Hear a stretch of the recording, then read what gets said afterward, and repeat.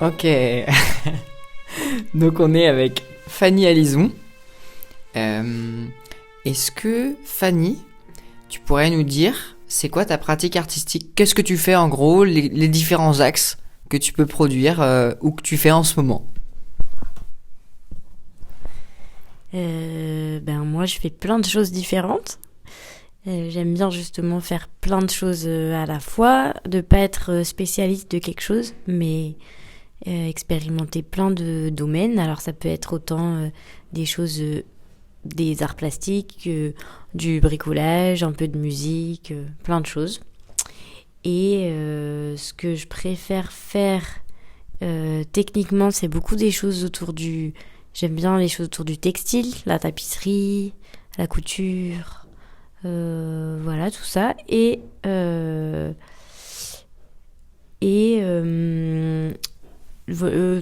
des choses qui sont assez participatives aussi. Penser comment on inclut les gens qui regardent dans ce qu'on fait.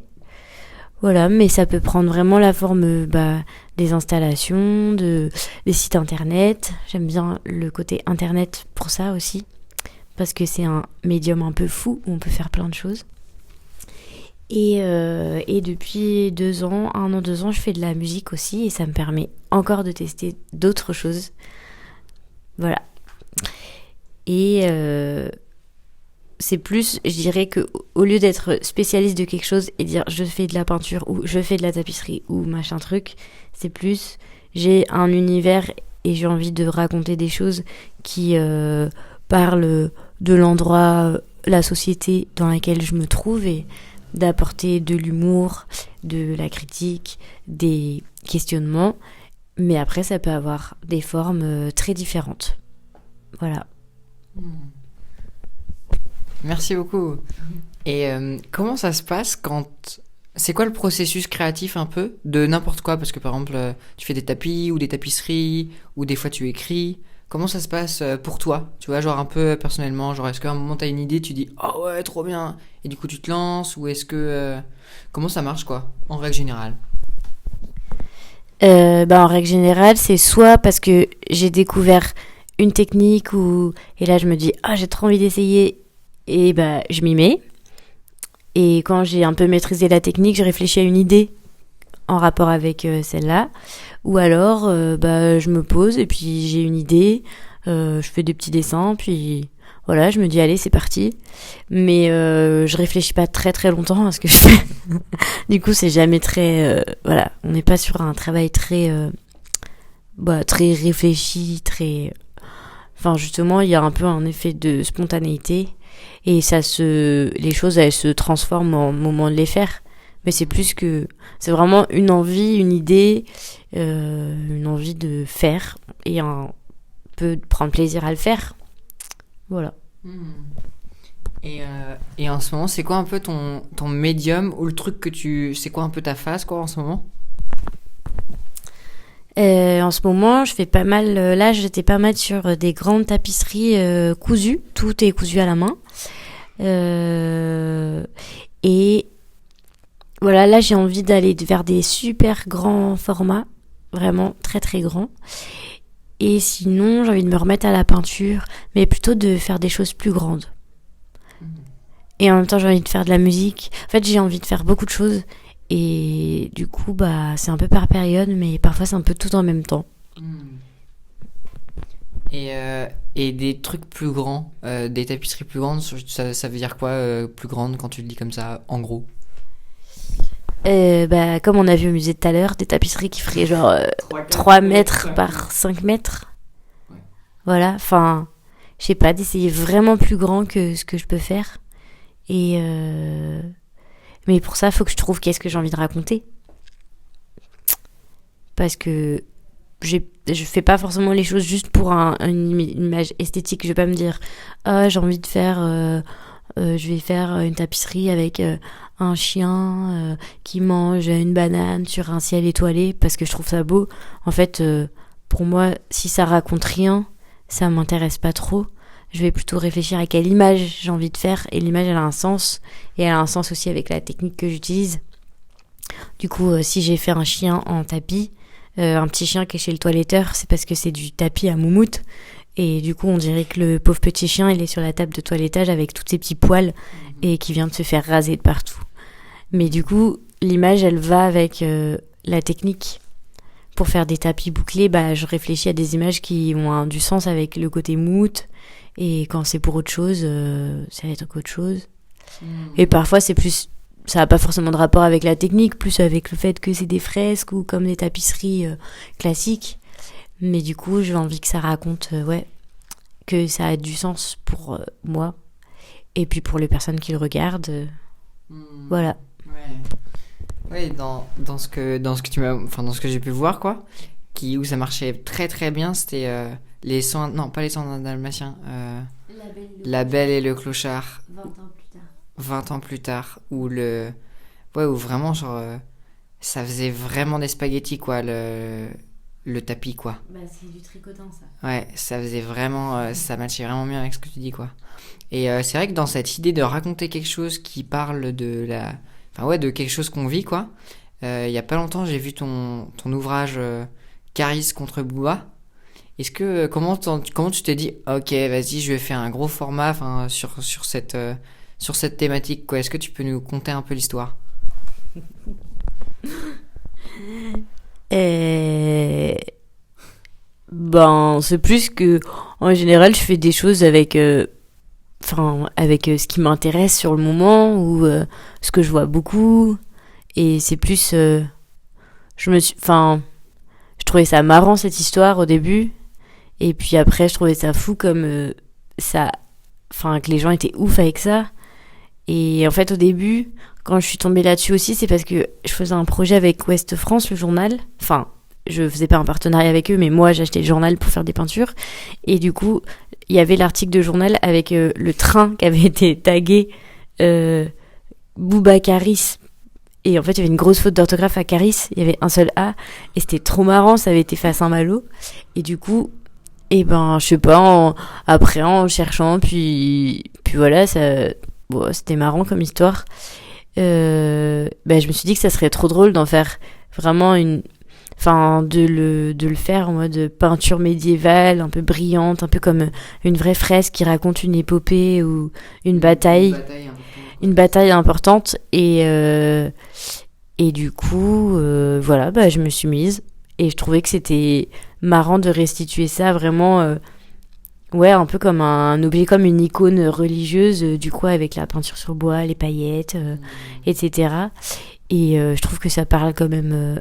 ça a d'autres résonances sur... ça renvoie plein de choses sur aujourd'hui, quoi, sur des modes de communication, sur l'importance des stars, sur la médiatisation. Voilà. Et du coup, c'était un sujet qui paraît... Voilà, on se dit, ah ouais, Booba Caris, mais en fait, on peut parler de plein d'autres choses à travers ça aussi. Ouais, du coup, là, j'en profite pour une petite liaison, une petite liaison tu parlais de star, tu vois. T'es aussi connue sous le nom de Tina Turner. Merde. Est-ce que tu peux nous en parler un peu, et pourquoi ce nom-là?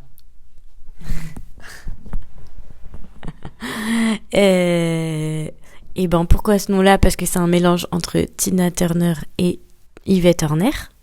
Yvette Horner, qui est une grande accordéoniste, qui est morte il y a pas longtemps, mais qui était la première femme célèbre à faire de l'accordéon. Et du coup, c'est un projet de techno-musette, donc avec de la musique techno, un peu vraiment boom boom, et des chansons qui parlent de plein de trucs, qui rejoignent assez bien ce que je fais d'habitude, mais sauf que là c'est avec des mots, et puis de l'accordéon. Voilà. Tu veux dire que tu fais de l'accordéon pendant que tu joues? Oui, c'est assez simple. J'ai mes instrus sur ordinateur que j'ai fait avant, qui sortent, et puis moi je joue et je chante. Et comment t'en es arrivé à ce médium-là, quoi, à te dire vas-y, je vais écrire et je vais chanter en faisant de l'accordéon?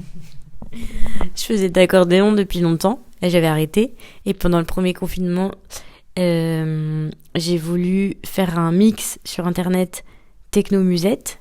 Du coup, j'ai fait plein de recherches pour voir si ça pouvait exister. J'ai trouvé des trucs assez cool d'ailleurs sur internet, beaucoup dans les pays de l'Est. Et en fait, je m'étais dit, ça serait trop marrant que pendant le live, enfin pendant le mix, à un moment, je vienne avec mon accordéon jouer genre Mon amant de Saint-Jean, enfin faire un peu un truc, petite blague. Et là, j'ai ressorti l'instrument et je me suis mise à jouer et je me suis en fait trop amusée à jouer. Et après, je me suis mise à écrire des paroles et voilà quoi. Waouh, ok. Et c'est quoi un peu le titre de tes paroles, de tes musiques phares, quoi? Pour qu'on ait une petite idée, si t'as des petites paroles qui te viennent en tête, là, moi je suis preneur. Tu peux retrouver sur Bandcamp ou sur YouTube, tu verras. Ok. Voilà, tu peux retrouver, il y a des clips. Titre qu'on doit écouter, c'est lequel? C'est dur de dire, pour moi c'est dur de dire comme ça. Mais tu peux aller regarder, et puis les clips, je fais tout, du coup, voilà, les clips ils sont aussi, c'est une autre manière de raconter des choses. Yeah!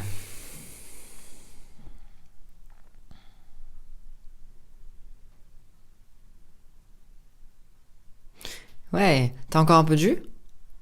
Pour que je pose d'autres questions? Un peu. Ok, un petit peu. Tout à l'heure, on parlait des résidences mission. Est-ce que toi, il y en a une que tu aurais envie de nous partager un peu comment ça s'est passé, qu'est-ce que c'était, qu'est-ce que t'as fait, comment c'était l'ambiance, enfin voilà. C'est facile, j'en ai fait qu'une. Ok. C'était quoi du coup? C'était avec la protection judiciaire de la jeunesse en Picardie. Et du coup, le thème c'était raconter l'année 2020, j'y étais. Du coup, de faire comme une sorte de capsule temporelle pour raconter la crise sanitaire. Et du coup, j'ai fait un site internet qui compile tous les témoignages de tout le monde. Et il était pensé un peu comme un abécédaire. Du coup, chaque lettre, c'est une page web. Et une ou plusieurs créations qui vont avec ce mot. Et c'était pas mal ce format parce que comme ça j'ai pu aller dans plein de structures, faire plein de projets super différents. On a fait de la cuisine, on a fait de la couture, on a fait du dessin, plein de trucs différents. Et du coup tout est compilé sur le site et il y a une trace qui mêle à la fois le regard d'adolescents et d'adultes, de professionnels. Voilà, sur le sujet. Tu peux avoir un masque peint par une psychologue à côté d'un masque peint par un enfant. Enfin, voilà. Et c'était assez chouette comme expérience. Et ça a duré 4 mois? 2 mois, ok. Et c'était pas trop éprouvant? Non, pas du tout. Le plus chiant, c'était de faire de la voiture tout le temps. Mais sinon, j'ai trouvé que c'était assez cool comme travail. Comme moi, je suis animatrice à la base, et c'était plutôt cool de faire ça. Ça me paraissait vraiment tranquille. C'est des minuscules groupes, voire juste des adultes. Et puis voilà quoi, il faut s'adapter aux gens, il faut avoir des idées, il faut être organisé. Mais il faut s'adapter aux gens et leur donner envie de faire que le projet il est assez ouvert pour que les gens ils puissent s'y retrouver. Et voilà, mais c'est des choses qu'on fait dans l'animation en général. Ok, un petit conseil d'animation avant de clore?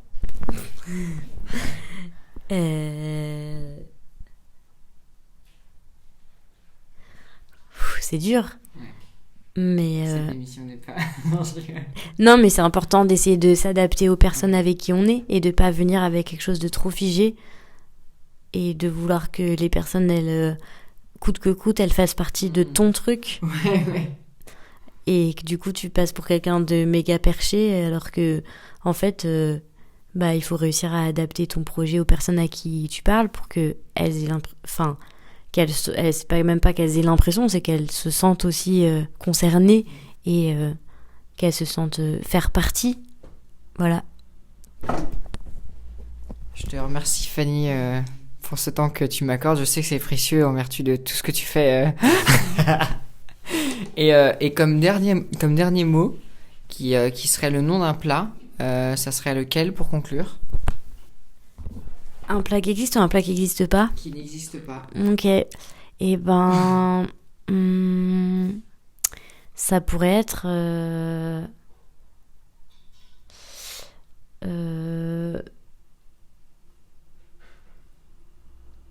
la marmonade, Qui est qui est une recette à base de...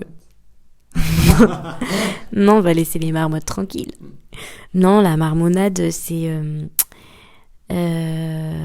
plutôt comme un peu des grosses crêpes, tu vois, qui sont roulées ensemble avec de la marmelade et des oranges fraîches aussi. Waouh.